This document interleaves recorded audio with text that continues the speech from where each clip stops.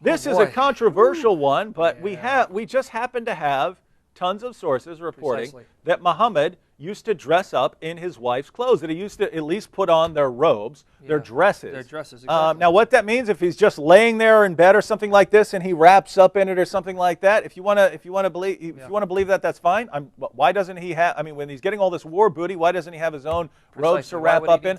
But we have Muhammad wearing the robes and dresses of his wives. Yeah, in fact, even the Arabic words that are used in the context make it clear. It's thob and mirt, and in the context, it's clear. It's women's dresses and clothing. That's what mirt means, right? Yeah, green dress. Yeah, exactly. Now, they try to explain away, but the point is, even the context says that it's a woman's thob, a woman's mirt, meaning clothing and garment. Now, interestingly, in Deuteronomy 22:5, if you read the Arabic translation of Deuteronomy 22:5, you actually see the word thob used in reference to the prohibition of a man wearing a woman's thob, clothing. Now let me read the English translation. Deuteronomy 22:5, the New International Version.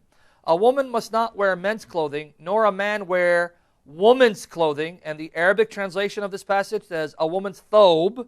You'll see the relevance in a minute. For the Lord or Yahweh your God detests anyone who does this. Now, I'm going to read, for the sake of time, these two narrations real quickly. They are translations done by people in English, one by a Muslim and another by an Islamic scholar, both of whom realize that these terms in these contexts inarguably prove that Muhammad was wearing the garment, the clothing of a woman. Now let me read from Aisha Bewley's translation of Sahih Bukhari, number 2442. And you can find Aisha Bewley's English translation of the Quran, of Bukhari online for free. Do Aisha Bewley Bukhari translation. This comes from her particular translation.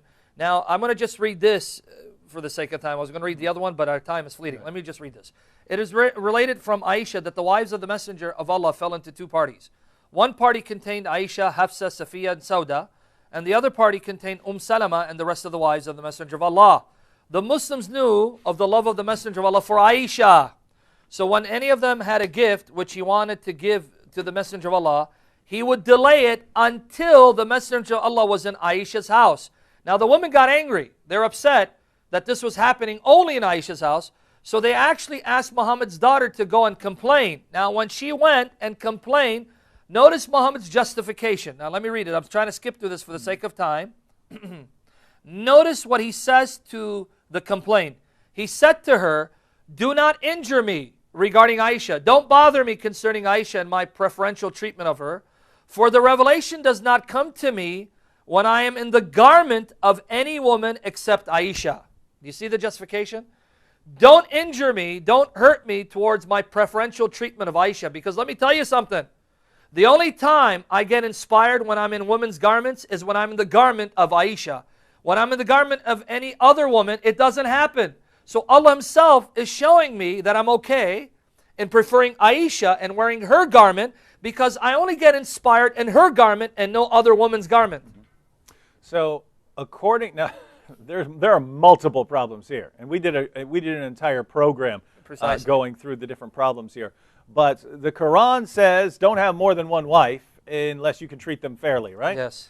And Muhammad doesn't just get the 4 wives that the Quran allows; he gets at least 9 or 11 at one time. And what's he do? He starts giving Aisha special treatment.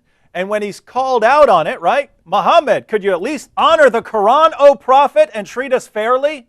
His response is, hey, what are you telling me for? It's Allah who gives me revelations when I'm in Aisha's dress, but not when I'm wearing the dresses of the rest of you.